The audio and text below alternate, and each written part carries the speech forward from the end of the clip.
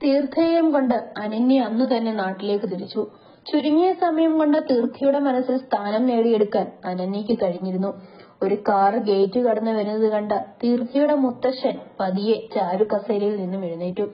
കാറിന്റെ ഡോർ തുറന്ന് തീർത്ഥ പുറത്തേക്ക് ഇറങ്ങുന്നത് കണ്ടതും ആ വൃദ്ധന്റെ കണ്ണുകൾ സന്തോഷം കൊണ്ട് വിളർന്നു. മോളെ, നീയായിരുന്നോ?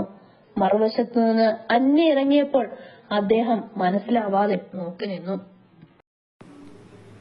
ഇത് ജ്വാല ചേച്ചിയുടെ അനിയത്തിയ മുത്തശ്ശ, അജുവേട്ടൻ വിവാഹം കഴിക്കാൻ പോകുന്ന. അത് കേട്ടപ്പോൾ അദ്ദേഹം പുറത്തേക്ക് ഇറങ്ങി. വരൂ കുട്ടിയെ, എനിക്കറിയില്ലായിരുന്നു. മുത്തശ്ശി ഉറക്കമാണെന്ന് തോന്നുന്നു, ഞാൻ വിളിക്കാം അവളെ. അദ്ദേഹം അവരെ വിളിക്കാൻ ഒരുങ്ങിയതും അനന്യ തടഞ്ഞു. ഏയ് വേണ്ട മുത്തശ്ശ, മുത്തശ്ശി ഇറങ്ങിക്കോട്ടെ, എനിക്ക് വേഗം ചെല്ലണം. അയ്യോ, ആദ്യമായിട്ട് വന്നിട്ട് ഒന്നും കഴിക്കാണ്ട് പോവാന്ന് വെച്ചാ. തീർത്ഥയും നിർബന്ധിച്ചു. അതൊന്നും സാരമില്ലെന്നേ, ഹോസ്പിറ്റലിൽ അത്യാവശ്യമായി ചെല്ലണം. ഞാൻ അവിടെ ഒരു ഡോക്ടറാണ്. ഞാൻ ഈ ആഴ്ച ഒഴിവ് കിട്ടുമ്പോൾ ഇങ്ങ് വന്നേക്കാം, പോരെ? അനന്യയുടെ കാർ പുറത്തേക്ക് പോയതും മുത്തശ്ശൻ പറഞ്ഞു. നല്ലൊരു കുട്ടിയല്ലേ? അതെ മുത്തശ്ശ. മോളുടെ ജോലിക്കാര്യം എന്തായി? ഞാൻ ഇന്റർവ്യൂ അറ്റൻഡ് ചെയ്തിട്ടുണ്ടാ മുത്തശ്ശ, നല്ലോണം. ജോലി കിട്ടുമെന്ന് 2 ദിവസത്തിനുള്ളിൽ അറിയാം.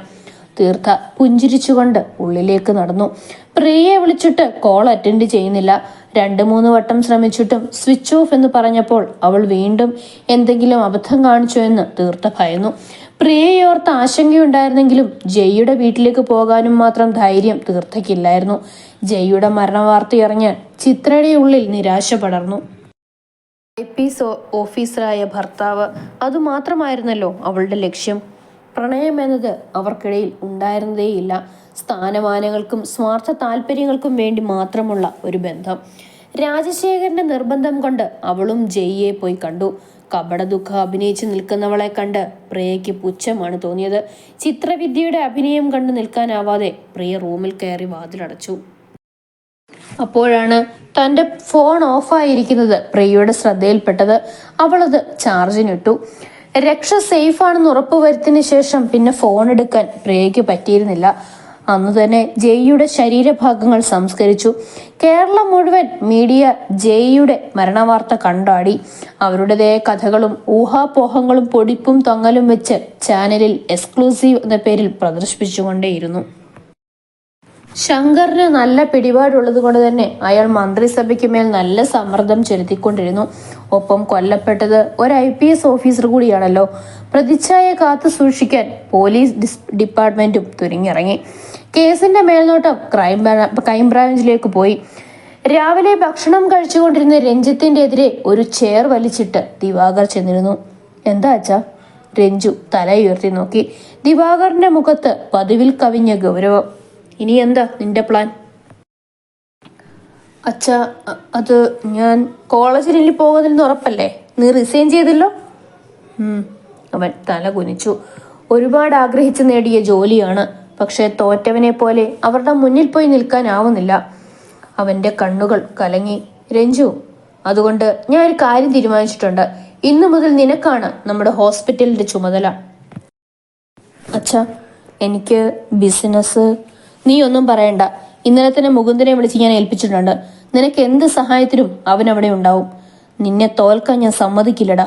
നിന്റേതല്ലാത്ത കാരണങ്ങൾ കൊണ്ട് ഒരുപാട് കരഞ്ഞില്ലേ? ഇത്ര നാളും അപമാനം സഹിച്ചില്ലേ? മതി, ഇനി വേണ്ടടാ. നിന്നെ പഴയ പോലെ ഞങ്ങൾക്ക് വേണം. ഞാൻ ശ്രമിക്കാം അച്ഛാ. നീ റെഡി അയച്ചല്ലോ, എല്ലാവരും കാത്തിരിപ്പുണ്ടാവും. ിന്റെ കണ്ണുകൾ നിറഞ്ഞു. അവൻ പ്ലേറ്റ് എടുത്ത് കഴുകി വെച്ച് മുകളിലേക്ക് പോയി. അവന് സങ്കടമായി. ലേഖ ദിവാകറിനടുത്തേക്ക് ചെന്ന് നിന്നു. അറിയാമടോ, പക്ഷെ അവൻ ഇങ്ങനെ കഴിയുന്നില്ലടോ കണ്ടു നിൽക്കാൻ. ഇപ്പൊ വേദനിച്ചാലും ഇത് അവന് തന്നെ ഒരു മാറ്റത്തിനുള്ള തുടക്കമാവുമെന്ന് എൻ്റെ മനസ്സ് പറയുന്നു. അല്പനേരം കഴിഞ്ഞ് സൂട്ട് ധരിച്ച് മുടിയും താടിയും വൃത്തിയായി ഒതുക്കി താഴേക്ക് നടന്നു വന്ന് രഞ്ജുവിനെ കണ്ട് ലേഖയുടെ കണ്ണ് നിറഞ്ഞു. ഒപ്പം ദിവാകറിന്റെയും. ലേഖ അവന്റെ മൂർധാവിൽ ചുംബിച്ചുകൊണ്ട് അവനെ ചേർത്ത് പിടിച്ചു. ഒരു സാന്ത്വനം എന്ന പോൽ അവൻ ആ അമ്മച്ചൂടിലേക്ക് ഒതുങ്ങി നിന്നു. രഞ്ജു ഹോസ്പിറ്റലിലേക്ക് ചെന്നു. അവനെ സ്വീകരിക്കാൻ എന്നോണം ഹോസ്പിറ്റലിലെ മുഴുവൻ സ്റ്റാഫും ചെയർമാന്റെ റൂമിന് മുന്നിൽ നിൽക്കുന്നുണ്ടായിരുന്നു. Welcome sir. മുകുന്ദൻ മുന്നോട്ട് വന്ന് അവന് നേരെ ഒരു ബൊക്ക നീട്ടി. Thank you മുകുന്ദേട്ട. നേർമയോടെ പുഞ്ചിരിച്ചുകൊണ്ട് അവനത് വാങ്ങി. ഡോക്ടർ മുകുന്ദൻ ഹോസ്പിറ്റൽ ആരംഭിച്ച നാൾ മുതലേ അവിടെയുണ്ട്. ദിവാകറിന്റെ വിശ്വസ്തനുമാണ്. അവൻ ചെയർമാന്റെ ക്യാബിൻ തുറന്ന് ഉള്ളിലേക്ക് കയറി. അവിടെ ഒരു ടേബിളിന് മുകളിലായി ഒരു നെയിം ബോർഡും ഉണ്ടായിരുന്നു. Ranjith Diwakar, chairman and MD. അവൻ മെല്ലെ തൻ്റെ വിരലുകൾ കൊണ്ട് അതിലൊന്ന് തഴുകി. റിവോൾവിംഗ് ചെയറിലേക്ക് മെല്ലെ ഇരുന്നു. ഒരിക്കലും കരുതിയിരുന്നില്ല ഹോസ്പിറ്റലിന്റെ ചാർജ് ഏറ്റെടുക്കുമെന്ന്. ബിസിനസ്സിൽ പൊതുവെ താല്പര്യം കുറവായിരുന്നു എന്നത് തന്നെയാണ് കാരണവും. ഒരു പാഷനായി മനസ്സിൽ അന്നും ടീച്ചിങ് തന്നെയായിരുന്നു. പക്ഷേ മനസ്സിലേക്ക് പഴയ ഓർമ്മകൾ കടന്നു വരുന്നു എന്ന് തോന്നിയ അവൻ ഒന്ന് തല കുഴഞ്ഞിട്ട് ഫോൺ എടുത്ത് ദിവാകറിനെ വിളിച്ചു. രഞ്ജു, അങ്ങേ തലയ്ക്കൽ. ദിവാകർ ഫോൺ അറ്റൻഡ് ചെയ്തു. രഞ്ജു ഒന്ന് മൂളുക മാത്രം ചെയ്തു. അവൻ്റെ മനസ്സറിഞ്ഞെന്നോണം ദിവാകർ ഒരു നിമിഷം മൗനം പാലിച്ചു.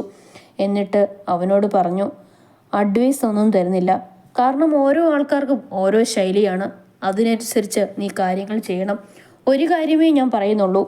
ഈ ഹോസ്പിറ്റൽ ഞാൻ തുടങ്ങിയത് ലാഭത്തിന് വേണ്ടിയിട്ടല്ല. അത് നിന്റെ മനസ്സിലുണ്ടാവണം എന്നും. എന്ത് തീരുമാനമെടുക്കുമ്പോഴും. പക്ഷേ നിനക്ക് നിന്റേതായ ഒരു ബിസിനസ് സാമ്രാജ്യം കെട്ടിയുയർത്താം. അതിൻ്റെ മൂലധനം ഈ ഹോസ്പിറ്റലിൽ നിന്നാവരുത് എന്ന് മാത്രം. വേണ്ടി ഞാൻ കുറച്ച് തുക മാറ്റി വെച്ചിരുന്നു. ഈ ഹോസ്പിറ്റൽ നിന്നെ ഏൽപ്പിക്കുന്ന കാര്യം എൻ്റെ മനസ്സിൽ വന്നപ്പോൾ മുതൽ ആ പണം ഉപയോഗിച്ച് നിനക്ക് എന്ത് വേണമെങ്കിലും ചെയ്യാം. ശരി, എന്തുണ്ടെങ്കിലും മുകുന്ദനോട് ചോദിക്കുക. അത്രയും പറഞ്ഞുകൊണ്ട് ദിവാകർ ഫോൺ കട്ട് ചെയ്തു. അപ്പോഴേക്കും രഞ്ജുവിൻ്റെ ഫോണിൽ ഒരു നോട്ടിഫിക്കേഷൻ വന്നു. 175 crores ട്രാൻസ്ഫേർഡ്. അവൻ ആ തുക കണ്ട് അമ്പരന്ന് പോയി. ഫോൺ എടുത്ത് ദിവാകറിനെ വിളിക്കാനായെങ്കിലും എന്തോ ഓർത്തെന്ന മട്ടിൽ അവൻ ഫോൺ താഴെ വെച്ചു. ഇത്രയും വലിയൊരു എമൗണ്ട് അവനിപ്പോഴേ കൊടുക്കണമായിരുന്നോ? ഒരു പരിചയമൊക്കെ ആയിട്ട് പോരെ?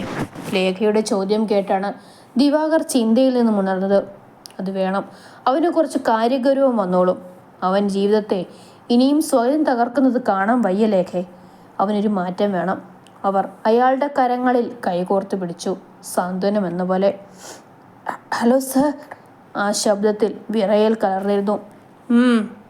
ആ ഫോണിൻ്റെ മറുവശത്തു നിന്നും കനത്ത ഒരു ശബ്ദം മുഴങ്ങി. സർ, ആ ദിവാകറിൻ്റെ മോൻ MD ചാർജ് എടുത്തു. മറുവശത്തെ 2 നിമിഷത്തെ നിശബ്ദത 2 യുഗം പോലെ തോന്നി. ഒരു ചെറിയ പിഴവ് പോലും വരരുത്, മനസ്സിലായല്ലോ? കോടികളുടെ ഏർപ്പാടാ. ആ ചെറുക്കൻ ചോരത്തിളപ്പിൻ്റെ പുറത്താണെ പോലും എന്തേലും ചെയ്താൽ ഇത്രയും നാളത്തെ അധ്വാനം പാഴാകും. അങ്ങനെ എന്തെങ്കിലും ഉണ്ടായാ കുടുംബത്തോടെ കത്തിച്ചു കളയും ഞാൻ. മരണത്തിൻ്റെ തണുപ്പ് അരിച്ചിറങ്ങുന്ന പോലെ അയാൾ മരവിച്ചു നിന്നു. ഇല്ല സർ, ഞാൻ നോക്കിക്കോളാം. എങ്കിൽ തനിക്ക് കൊള്ളാം. അതും പറഞ്ഞ് ഒരു വിജയച്ചിരിയോടെ അയാൾ ഫോൺ വെച്ചു. അതിനുശേഷം ഭിത്തിയിൽ തൂക്കിയിട്ടിരിക്കുന്ന ഫോട്ടോയിലേക്ക് കണ്ണുകൾ ഊന്നി.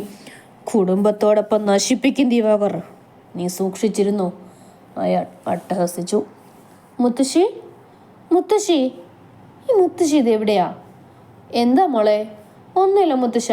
മുത്തശ്ശി ഇവിടെ എങ്ങും കാണുന്നില്ലല്ലോ.